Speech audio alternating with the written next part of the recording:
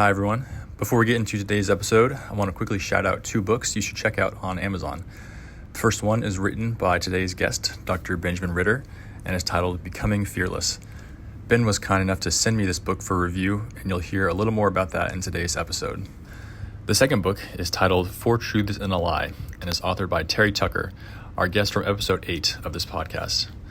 Terry's book launches today, September 12th, and in part of his first push, we'll be offering a free download of the book for 48 hours until September 13th at midnight as a Kindle ebook. He's aiming for 100 downloads and 75 reviews on Amazon in the first 72 hours, so if you're interested, consider helping out a past guest. Check out the episode description for links of both of these books. First, Becoming Fearless by Dr. Benjamin Ritter, and second, Four Truths and a Lie by Terry Tucker. Thanks for listening, and let's get into today's episode. Hi, everyone, and welcome back to For the Curious and Confused, a podcast for people who want to understand different perspectives of the world through the people who inhabit it. I'm your host, Dom McTaggart, and today I'm joined by Dr. Benjamin Ritter. Ben is an executive coach, organizational leadership expert, speaker, and author. With more than a decade of coaching and development experience, he supported leaders at Google, Amazon, Coursera, DoorDash, Northwestern, and many others. He's recently published a book titled Becoming Fearless, where he provides a digestible perspective to developing courage and overcoming fear. The book's framework encompasses all aspects of life, from mindset and purpose to personal relationships to leadership and practical career strategies. Much of this is informed by his PhD in organizational leadership. I reviewed Ben's book and can say that it's a great one to have close by for concise and concrete insights into contending with our fears. I'm especially excited to get into how this overlaps with stepping into leadership. So thanks so much for sharing your time with us today, Ben. I'm excited to be here. And so thanks for having me. Definitely. So start us off, could you give us a bit of a quick 2-minute introduction into who Dr. Benjamin Ritter is and what motivates him? Yes. So who am I? I'm a person who believes that living for yourself should be your main law, main value, and then whatever that means for you, as long as it doesn't impose on other people's way of life. I care very deeply about health. It's mental, physical, spiritual, basically every aspect. And you can see that with how I live my life and how I wake up and my morning routine to what I value, what I input, what I surround myself with, and also believe in adventure and openness and honesty. I believe that willpower doesn't really exist, but commitment does, and that everything that we do in our life just kind of depends on our own choices. And if we're making a choice, and we have to take ownership and responsibility for that. So I feel that we are empowered and accountable to create the life that matters to us, all kind of defined by the words of self-leadership. And I have to admit, when you asked me to give a short introduction, I wanted to tell you what I do for a living. And I stopped myself to lean into who am I? And I think we all need to do a little bit more of that in our lives and define ourselves not by a job, which is temporary, or a relationship, which also might be temporary, but more so to focus on our foundations and our values. And when I work with my clients, no matter what their goals are, that's what we try to find out first. Who are you? Because if you can figure out who you are, then that's going to create a pretty strong sense of confidence and resilience. That's going to help you take the actions you need to actually create the life and the career that you want. And that's where that's where I hang out. Basically work with executive leaders or people that are trying to grow within their career, and I help them reach their goals once they define what those are. I really appreciate the comments on sort of stopping yourself from immediately saying what your role is and what you do, because I do agree that sort of is like the default question for whenever you meet any new person. It's just, what do you do? And then that kind of sort of puts you in a little bit of a box right at the beginning. So I really like that. Also, what is your morning routine that you mentioned that helps you kind of stay on track with what your goals are? So I wake up and I fill up my water cup at the moment, whatever it is. I load it with my trace minerals, and my little list for the morning is zinc, iodine, vitamin D3, K2, and electrolytes, and then I pop on my red light and do a couple minutes with my back facing it. And when my back's facing it, I can read. So I open up a section of a book. There's like 7 principles, and each day is a different principle, mainly related to being, connected with the world and letting go of ego, like just kind of some reflection. That's a good way to kind of set the intention for the day that I resonate with. I think people are going to find different readings or pages that they might resonate with. Then I turn the other way and put my dark glasses on. Can't read anymore. And maybe one day with Google Glass I could. And then I set just kind of like repeat the visions that I feel are important or reflect on a question that I feel is important for the day. All this is like 7 minutes. It's not that long. Once I'm done with that, you do your normal, maybe morning functions.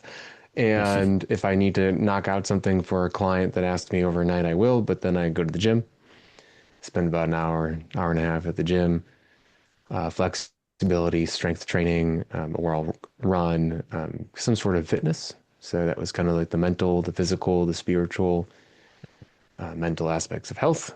And then I come back and get into the workday. Awesome. So if you were to divide your life in different chapters, which do you feel like have been the most impactful in how you approach life? Well, all of us, the most impactful, if we like it or not, is probably the one we don't remember, and that's our youth when we were children, and because that set the foundation of your values, how you receive money, relationships, how you think about work. So I have to give that some credit, even though I don't really know how it directly impacted me today, but it set the foundation. Now everything else I kind of had to adjust because maybe it wasn't serving me the best way. It's like, for example, when I was in playing professional, well, semi-professional, but then college soccer, and when I lost that, there was kind of 2 chapters there. There's a chapter of when I was playing, so the resilience, the hard work, the desire to achieve, the false purpose, which I thought was to become a professional athlete, and the lack of confidence that was derived from trying to strive for external validation. How'd I do? What did my coach think? Succeed, like really trying to, basing my sense of self on an external goal that wasn't within my control. That led to me doubting myself, not really knowing who I was or believing that I was capable or confident, which impacted my ability to play, impacted my relationships in a variety of ways. But like the awareness that that was happening led me down the path of personal development, which then led me to where I am today. So kind of the next chapter when soccer did not work out and I had to decide who I was, led me down the path of discovery. And before actual like discovery, there was a component of, wow, I don't believe in myself. I don't feel that I'm socially capable of like managing and establishing relationships because I spent so many years distancing myself from other people to focus on a sport. And so before I actually figured out who I was, I said, F it, let's go explore life and let's build up confidence. And if I was to do it over, I actually think you should try to create clarity before just trying to develop confidence. I think they feed each other. But at that stage in my life, I just said, I'm at my lowest point. I don't think I can lose any more, anything else. I failed in a way I never thought I would fail. Everything I thought about life and purpose and work isn't true. Well, might as well just go try everything. And it was like 4 or 5 years of my life, which had a sense of fearlessness, hence becoming fearless, of putting myself in situations that helped me really instill the beliefs that failure is progress. There really is nothing to be worried about. To believe in yourself, that you can withstand and survive basically everything if you choose to. And that was a beautiful, incredible time of my life, that chapter that instilled that sense of fearlessness and resilience. Because then, even then I got to a point where I was like, oh wow, okay, I've tasted lots of things, but I feel completely lost and meaningless. And what do I actually want to invest my time and energy into? And so then I went back to clarity to define like, who am I? What do I care about? What does that mean for the goals that I want to strive for? So that was another chapter. And I'd say that now is another chapter where I moved to Austin, Texas about five, over a little over 5 years ago. I have been in this field, this space of talent, executive coaching, and leadership, and have been able to focus solely right, on one main thing that I care about and build this brand and build this business and create that impact in the world. And this chapter, right, we're still writing it, and we'll see where it goes. Thank you. Those sound like really interesting ones.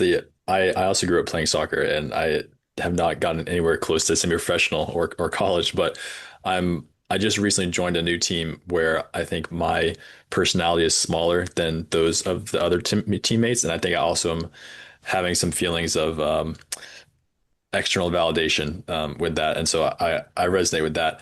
Um, also, I'm curious about for the period of transitioning from that point of feeling like you were failing. I'm guessing that is particularly around the soccer aspect, and then um, moving into the I'm going to just do stuff to become fearless. How did you make that transition from feeling afraid of not being able to make that, of not being able to meet that external goal or meet that external validation to then say, I'm going to just ignore that and do things even if they are scary, if that's a way to paraphrase it. Yeah, well, at that point, I dedicated every waking moment to becoming better at a sport, which in reflection is it's kind of silly. But I think we do that with a lot of things. People dedicate their time to relationships, to family, to work, and to research because they believe it's important. And it's not right or wrong. It's just a choice. But in reflection, that choice was a little off balance because when I lost soccer, after a variety of events, I realized that there were a lot of gaps in me. I wasn't really socially astute because I pushed people away to focus on the sport. I didn't have any other interests because all I did was like I was a little obsessed. I pushed all I did was play soccer and work out. And also the major that I thought might be interesting if soccer didn't work out, nutrition was canceled a couple years down the line. So the thing I also thought I wanted to do was gone. And so I didn't feel that I was socially capable. I didn't believe in myself or have any sort of confidence. I didn't know what I wanted to do for a career. So I kind of had a blank slate. And I did have one thing going for me though, and that was that I knew how to dedicate my time and energy and my effort into a specific topic. And I just kind of had the pain of not having those aspects of myself defined now that I didn't have soccer, because soccer was the source of like if I'm doing soccer, I'm doing things right. That was gone. I had to figure out, well, then what do I need to do things right? And the answer was, how do I become confident?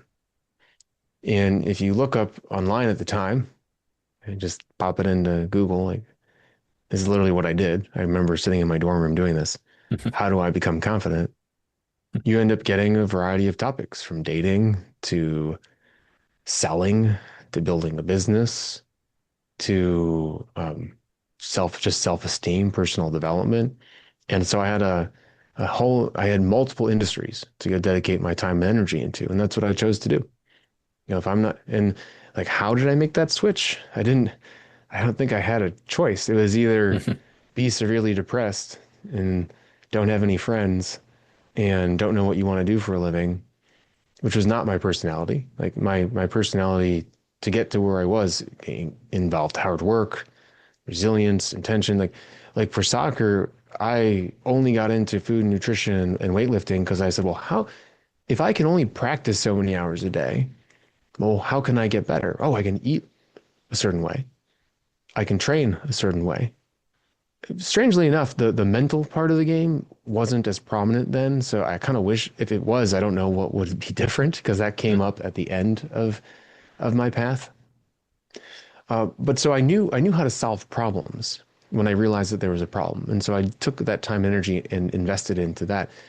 And when you already have felt like you've lost everything, there isn't much to be afraid of anymore. And so, and also when you choose to define something as a problem to be solved, or when you put on the student hat, like for example with school, when you decide to go get a doctorate in a topic, you are deciding to say that I don't know this thing, I'm going to go learn this thing. So it's okay to ask a silly question in class because you're actually seeking answers. You know that you're not an expert. Too many people in life, they have this fear of asking a stupid question because they haven't decided that they're learning. Mhm. And so at that point in time, I knew I had a problem. I admittedly told everyone I had a problem. And I put on my student cap and I went, well, I'm going to go explore life to see what I can learn. And by default, learning involves getting things wrong and reassessing though, and then trying something new. And so the fear was already gone because I already lost everything. And then that allowed me to switch my mindset to from person thinking that they were already successful to person knowing that they weren't successful and needing to learn. I read like I forget who says this quote, but something about the man who is afraid to ask a question. No, what is it? The who doesn't ask a question in a moment, who asks the question is a fool for a moment, and then who doesn't ask a question is a fool for life. And so, yeah, like the willingness to admit ignorance for the moment in the purpose of or in service of learning is, I think, yeah, also very much related to fear and confidence in some way. One other thing to investigate a little bit further, you mentioned a period of building the confidence and then the period following that of determining what you want to do. And I think those can sometimes feel like they belong together, but I think I'm also starting to realize that they are sort of separate. So can you maybe talk a little about how it felt different to build confidence and then how that next section was about discovering the actual path to take once that confidence was built? I know I said earlier that like oftentimes you work on clarity first and then create confidence. And I actually might want to take that back or at least put them in conjunction with each other because if you are confident, and that when I say confident, meaning free to explore, free to Mm. get curious, free to bounce around without the expectation of being right, of the belief that you're going to be okay no matter what. Like one of the things that's important about my background is I've done so many different odd jobs, from handing out flyers on street corners to being a live cast model for mannequins in a Civil War museum to a production assistant in music festivals to to an actor to a bartender to doorman, variety of, in place of all the other businesses or professional jobs that I've had. And those experiences allowed me to build a sense of security around my ability to make money, which I think is really important for a lot of people I work with in the career space. Because if you know, no matter what, like push comes to shove, that you can put food on the table, a roof over your head, you can do a lot of things. Or if you know that you have the social skills to have a conversation with a stranger, to maybe meet somebody new, to build relationships, to have a friendship, like you're gonna have a sense of just resilience and confidence in yourself that is going to help you succeed. Because if you're not afraid of losing your job, then you're going to show up in a really different way. If you're not afraid of putting food on the table, you're going to show up in a really different way. If you're not afraid that you're going to be able to get into another relationship, you're going to show up in a very different way. Generally a lot more authentically. You're willing to take more risks. So I went on a little bit of a speech there. I know your question related to kind of the journey between confidence and then kind of finding clarity. Uh, when I got to a point where I felt like I explored enough, I kind of thought that would be enough because I had a very negative belief around finding your purpose, like that quote, that slogan. Actually, the first ever talk I gave for my business was the worst advice I ever received was find your purpose. And that was because it doesn't come with an instruction manual. And so I took that idea, find your purpose, and I became obsessed. And I didn't realize that a purpose can never be greater than you because you create it. So you really can't treat it as if it's more important than you or your life, like holistically. It's just a component of your life. It's a tool to create meaning and dopamine and maybe some money, maybe relationships, and help you explore what this world is that we live in. So the point where I was incredibly confident, I still didn't know what I wanted to actually do. And it was this battle between, well, how much do I invest of myself into this thing that I want to do? Like, how do I actually define it now that I'm ready to explore it in a healthy way? And so then I started really trying to understand, like, where's the overlap of my interests, my passion, the things I want to learn later on in life, maybe the career that I think I want to create, the people that I want to engage with, and then what am I just good at? And that intersection all understand it helped me kind of start paving the path towards well, okay, so now that I've done this, what is it that I want to invest this in to then start building that path towards the career that I'm in today. Mm. Mm. Yeah, I think that's I've heard that in a Japanese framework. I think ikigai of what you're passionate about, what you're good at, what the world needs, and what you can be paid for. And the nexus of all that is a component of the purpose. So um, yeah, thanks for expanding on that a little bit. So to, I think, zoom back out and think a little more how all of that is incorporating into what you do now. What are some of the challenges that you're trying to help people address with what your work is? Mm-hmm. So there's the goals that people have for, like, I want to get a new job, or I want to get promoted, or I want to be a better leader. So those are just some tactical goals.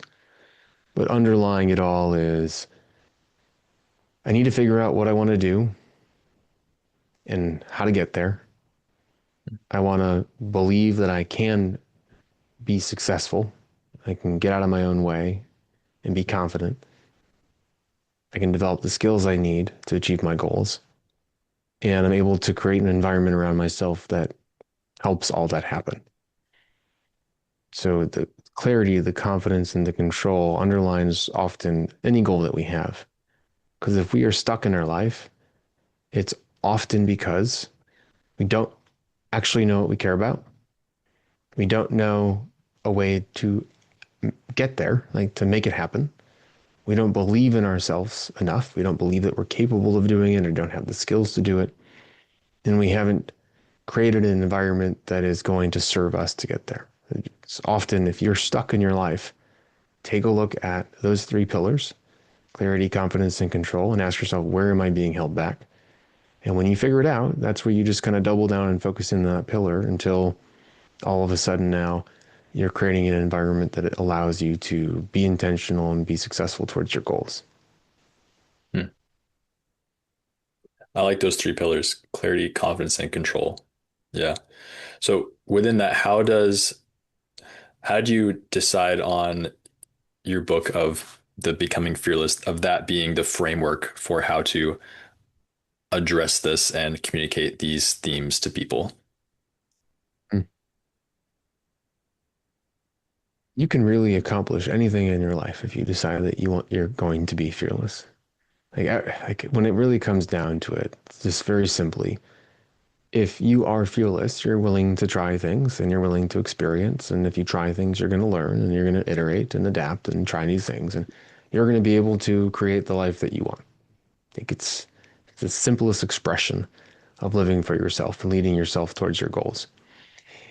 Now, if you don't have awareness of what you want to achieve, then you might still end up being lost and stuck. But fearlessness, just like confidence, can can is just a game changer.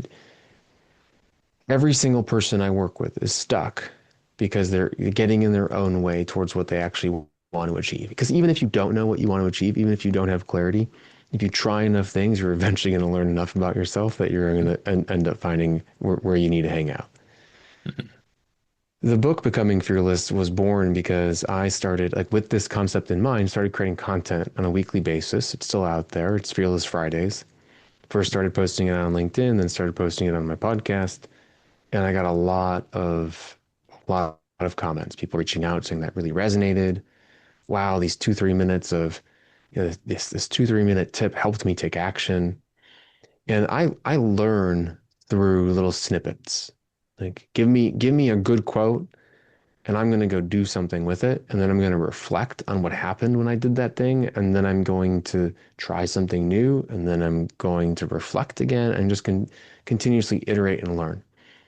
Experiential learning, right? That's like, it's a whole aspect of applied learning theory, is like how we actually change our behavior and change our lives is through action, and then reflection, and then action, and then reflection. And there've been a couple like negative responses about the book because it's not a 300-400 page essay on how to become fearless in your life. Well, that's because I don't think you need that. It is 65 strategies, which is also kind of this weekly content that ended up becoming the book, to help people actually do something different in their life to create change and to become fearless. It's hard to think and then become fearless.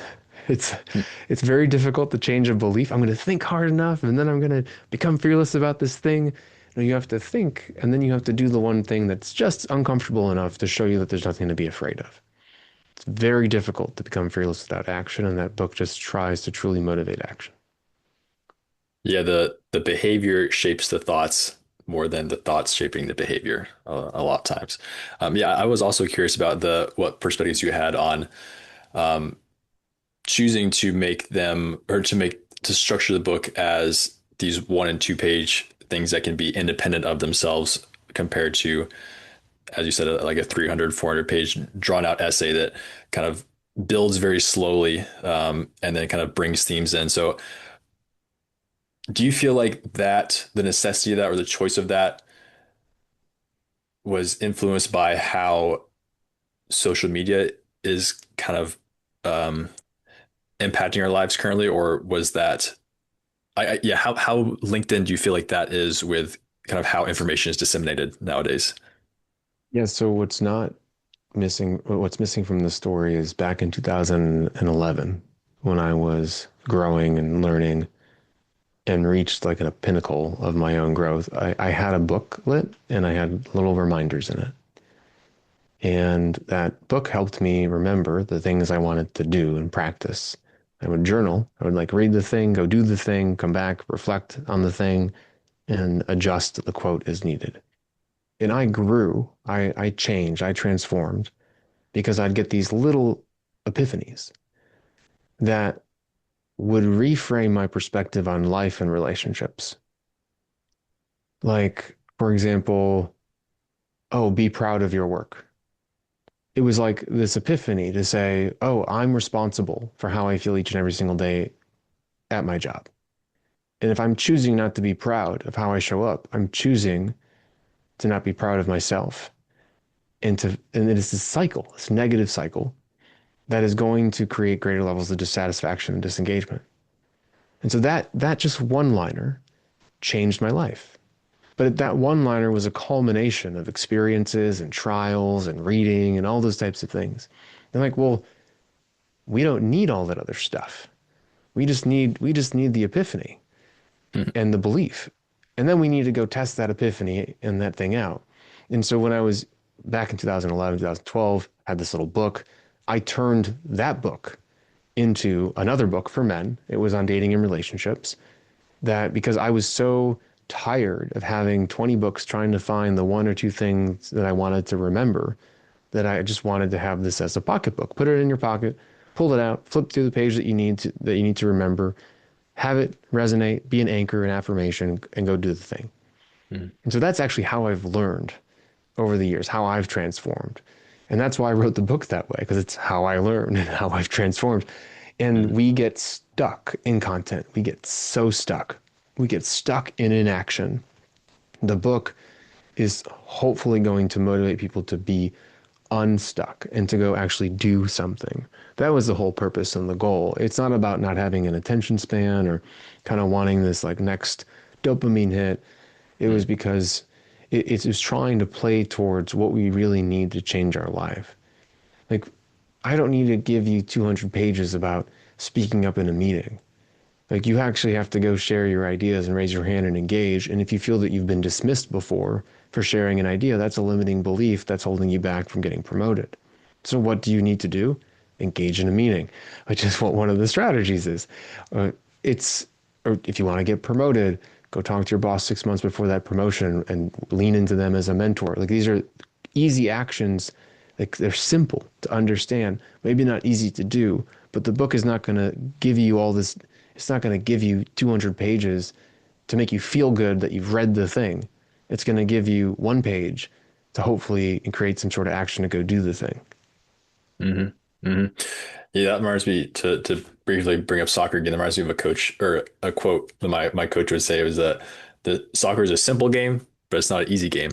And so I feel like that kind of applies here a little bit of that you can get all the context you need with a long book to set everything up and deliver the final quote.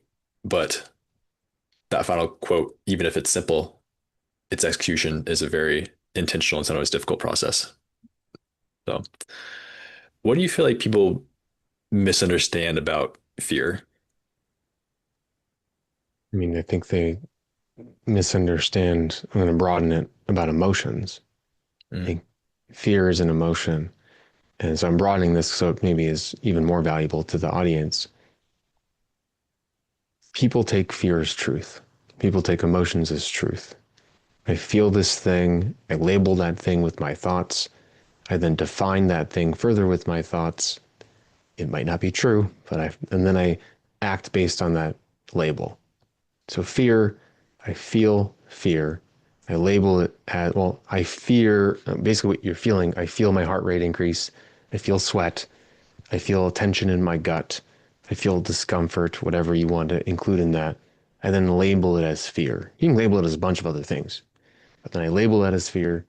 Because I labeled it as fear, I now think further that this is something to avoid, something not to do, something I have to be aware of, and then I change my behavior and my action because of that. The biggest misunderstanding, or hopefully the reframe we can create, is fear is information. We ultimately get to choose how to use that information. Just like an emotion is information, we ultimately get to choose how we use that information. Information is not by default true. So just because you feel something doesn't mean that that is true. It means that you are labeling it a certain way based on your experiences, based on your limiting beliefs, based on society, based on the people around you. Now, if that information doesn't serve the goals that you're trying to achieve, then we have the right to dismiss that information or reinterpret it in a way that serves us. So, for example, you see, I mean, see this with skydivers. I feel fear, and I'm using skydiving because I was in a plane the other day watching my friend jump out of it. I feel fear that I'm going up in this plane, that I'm going to be jumping out of this plane. I'm going to reinterpret that fear as excitement, and then going to use that excitement and adrenaline as motivation to jump out of this plane. It's just a reinterpretation of a feeling. Oftentimes, though, when we are in our lives and we feel fear, instead of reinterpreting it or reframing it, we accept it. So, no, I'm not going to go talk to that person that I find attractive. No, I'm not going to apply to that job because what if I get rejected? No, I'm not going to go to that networking event and approach somebody new because I don't know what I'm going to say. Or if I do say something, I don't want that to reflect poorly on me. There's no, I'm not going to, call my estranged sister because what if she doesn't pick up or is angry at me? I don't know. There's all these things that we we basically tell ourselves stories that aren't real. And that's the greatest misunderstanding around fear. Hmm. My advisor said almost that exact same thing to me, actually several times at this point about like nerves for public speaking and like giving presentations and things of that the the circuits that are activated for fear are the same circuits that are activated for excitement and engagement and adrenaline. And yeah, that reframing definitely takes some practice, but I resonate with that. So how in that case do we be able to recognize when fear is legitimately keeping us safe compared to fear that is preventing us from reaching our full potential?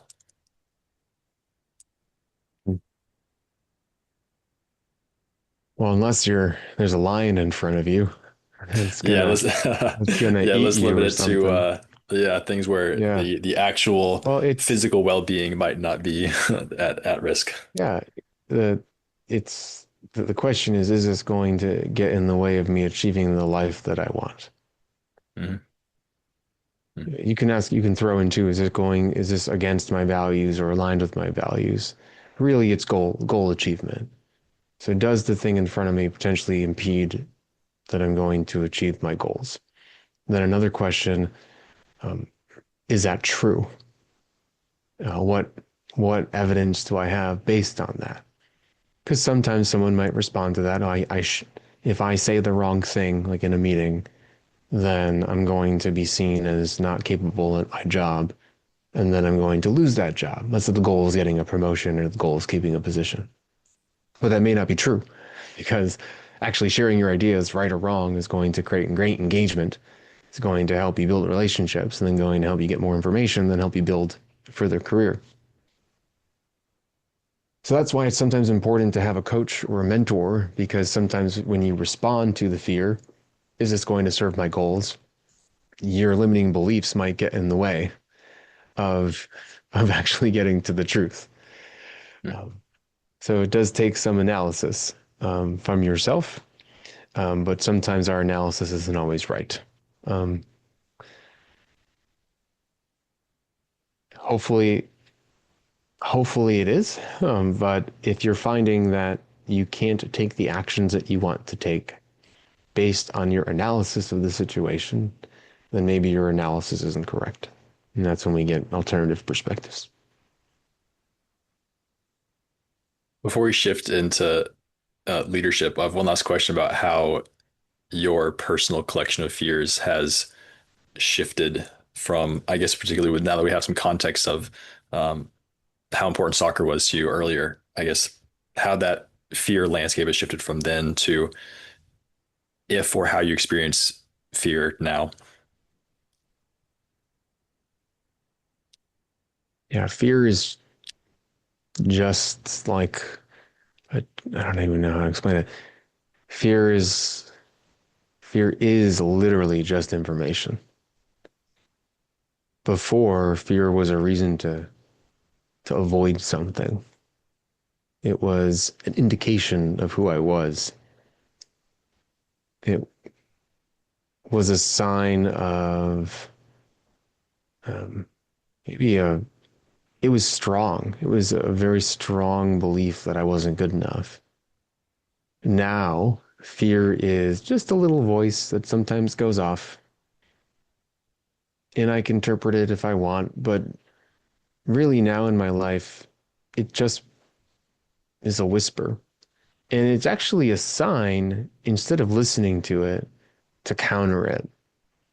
It's people that maybe have a lack of confidence might resonate with this. It's if you're thinking to yourself, "Oh, that was stupid. I shouldn't have done that." You need to be louder internally or even externally to say, "No, that was great. Good job. That was a good try. You learned something. Let's do this again."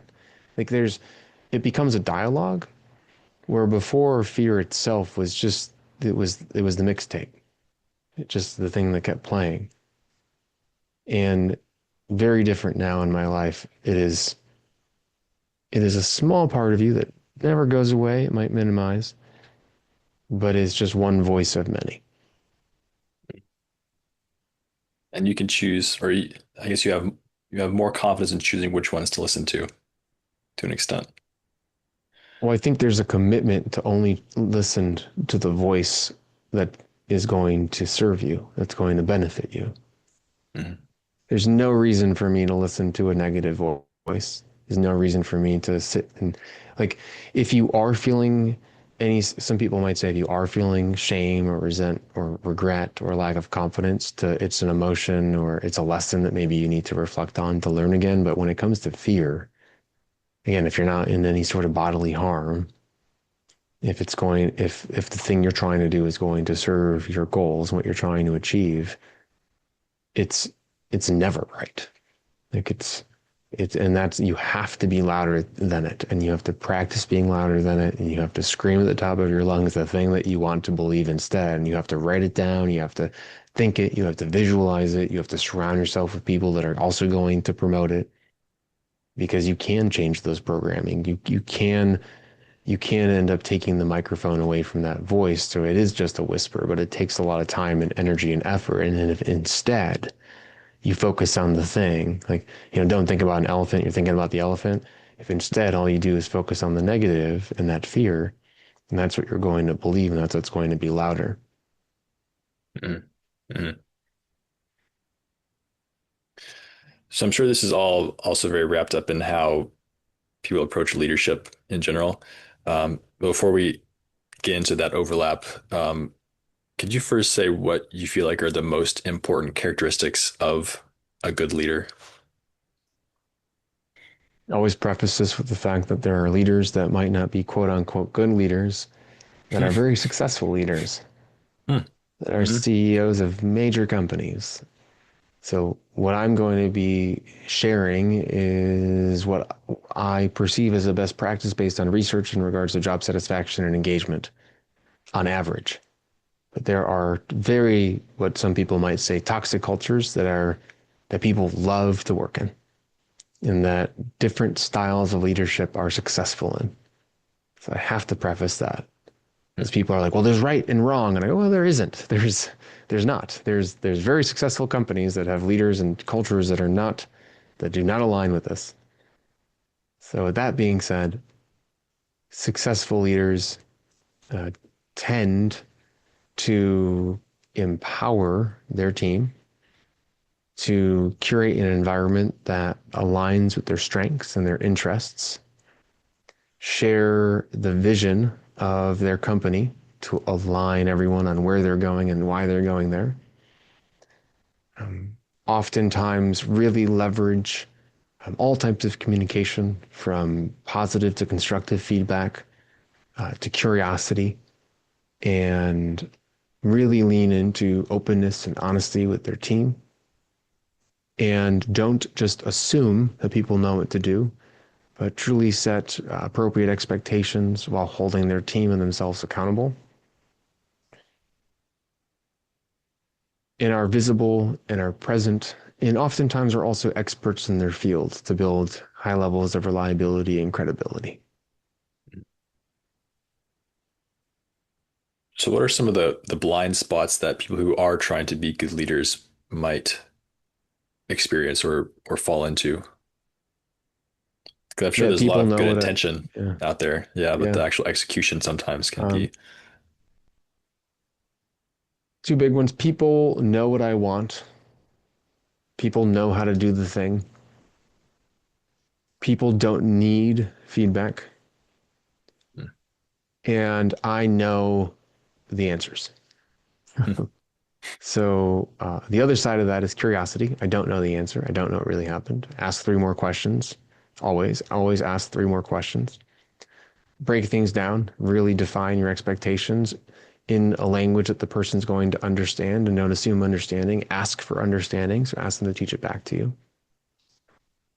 And overly communicate your vision so that people understand where you're going and why you're going there. Hmm. So tends to be some of the things I see missed the most. The people who typically don't over communicate when they what the vision Yeah, is, they they don't should be doing over that. yeah, don't over communicate, don't ask for feedback, don't give feedback, um, don't ask enough questions, assume Mm. understanding. Mhm. Don't hold people accountable. Don't have set metrics and objectives of what people are working towards.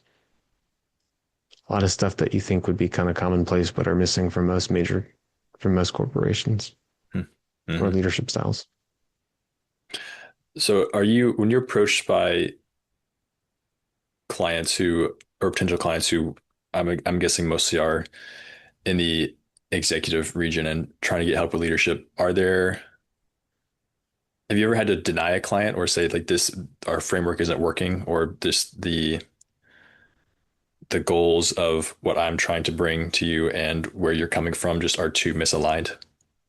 Has that ever I'm happened with just, you? yeah, I'm just not a super let's make a lot more money coach. Like I'm not the guy that's Mm, going to come in and help you. We're not building businesses. We're building people. mm, So there are a couple people that I'll turn away that are very much like, I just want to make a bunch more money. I go, great, that's awesome. There are other coaches for you. It's not me. mm, mhm, mm.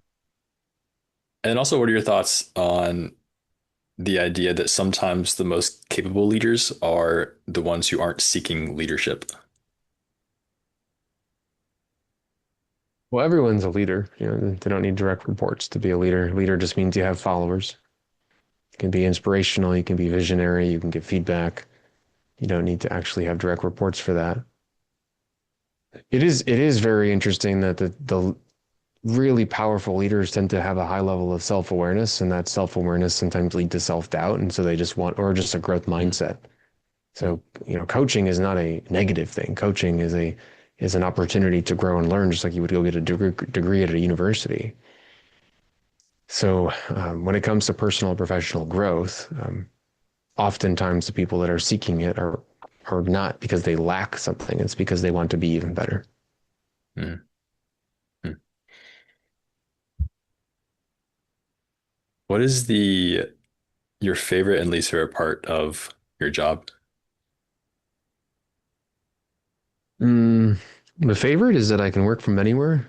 The least favorite is that I have to be in a quiet, non-distracted place. I actually really also love just being creative. And so what's beautiful about owning my own business is I get to like create graphics and content and like that kind of stuff. And that's just not the bulk of what I do. So at some time in my life, I might do a little bit more handy kind of stuff. Use the innovative, creative part of my brain. Um, but I truly do love helping people grow within themselves, and that requires a quiet space where I can talk to them and is question heavy in my mindset. And so I feed the creative aspect of myself through other ways. I think I'm not quite understanding the why that feels like the least favorite part is that you don't enjoy the Yeah, quiet spaces as much. I'm a mover. I'm a shaker. If I could take Mm. calls walking down the street, I would. I can't go really work at a co-working space because I would need to sit in a phone booth all day. Like I'm where people can go work from anywhere. I can technically work from anywhere, but only if I have such an environment that is not distracting. Mm. So it's limiting. Um, it's limiting because I just have to be very, very completely focused without background noise. Where Mm. other people can pop up their computer and work on a spreadsheet or take a group meeting in a coffee shop. You can't do that when you're working with clients, or at least I choose not to. Right, right. Yeah, it almost feels similar to like the setting of a therapy session almost. Not that they're entirely Yeah, comparable, but yeah. similar types of uh, emotional mental energy needs to be focused in that way. Yeah, your Uh, therapist is probably not going to be at a ball game taking a phone call. More than likely, yeah, yeah. I think that's probably fair to say that. Okay, one or two more questions for you here. I know you're not in the AI space necessarily, but I'm always curious to see what perspectives different people have on AI. So, what do you think are the most important ways that AI will impact society? This is one of those things that is just so, I think, unpredictable at the moment. We're currently using it as just like a really good library and a really good like assistant. Hmm. And both of those things are really great. We're also using it to integrate and to connect technologies. reduce the, it's also like a really big calculator.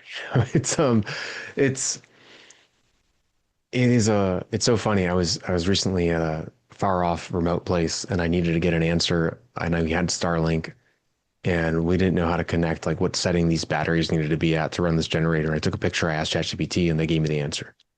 Like it's an expert in your pocket. What is that going to mean for our society? I don't know. I don't know.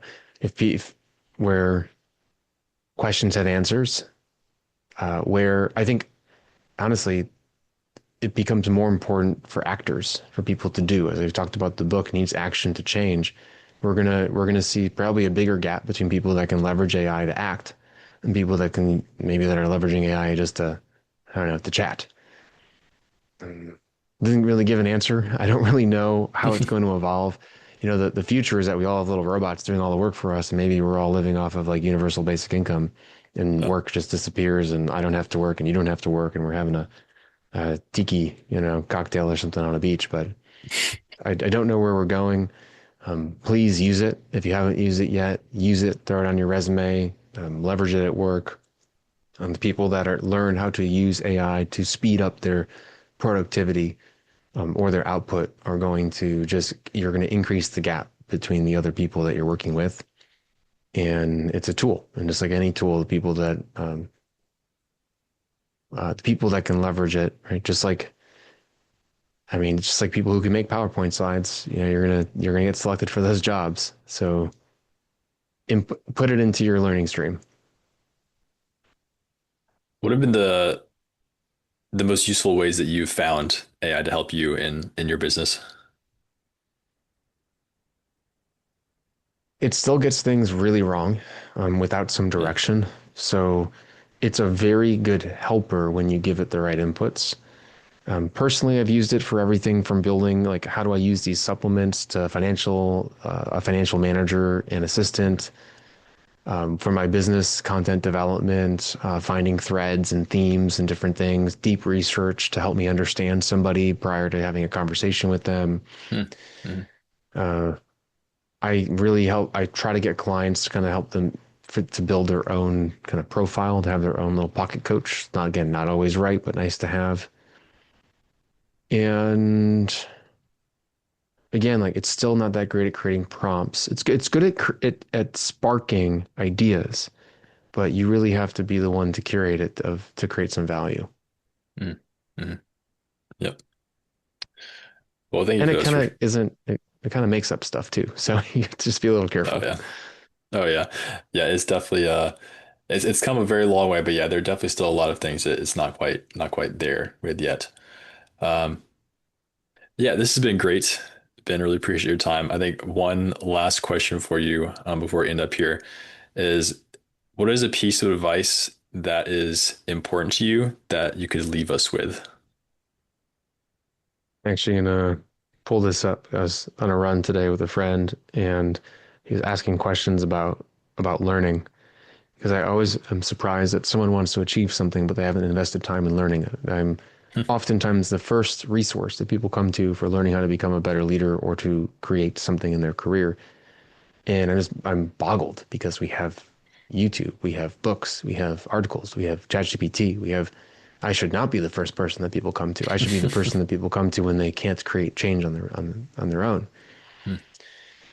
So, like, door number one is I can learn. So the belief in the well, actually, door number one was awareness. So we were talking about like different doors of learning and growing and stuff. Like, door number one is awareness. I know that I have a problem. Okay, you have a problem. That's step one. Step two is I can learn about this problem. So you actually take action to go learn. And a lot of people do not go through this door. They stop at awareness. And so we have to believe that we're capable of learning. After we learn the thing from somebody without trying to change it, it's like I do the recipe before I try to change the recipe. And so if you're going to cook something, cook it in the way that someone has cooked it before. Then, after you have done that, say, oh, well, what do I like about this? What I don't like about this? And then you can adapt. So then you adapt that learning to your life and your goals and who you are and what you would prefer. And then after you do that, if you can stop. But oftentimes we teach. So if you teach, then you learn again, you learn more. And then after you teach, you can start questioning, okay, so what did I now learn that's new about the thing that I learned initially? And so you start the process again. And most people, again, get stuck at awareness. So if you're at awareness, create some accountability and go learn something. If you've already learned something, now ask yourself, how can I adapt it more to my life? If you've adapted it, now how can you go teach? And if you've taught, it's time to do it all over again. Hmm. I like the teach aspect. Yeah, I feel like the first three seem like relatively straightforward, and maybe a general person could string that together. But the teaching part feels very like a very important reinforcement step in that. Hmm. We all can be teachers. Someone needs to learn. Hmm. So Indeed. Well, Ben, thank you so much for your time today. Again, Ben's book, Becoming Fearless, is on Amazon. I'll put some links in the description for that. Um, but thank you so much for your time today and telling us about your thoughts on fear and how we can try to contend with it. thank you very much, Dan. Appreciate you.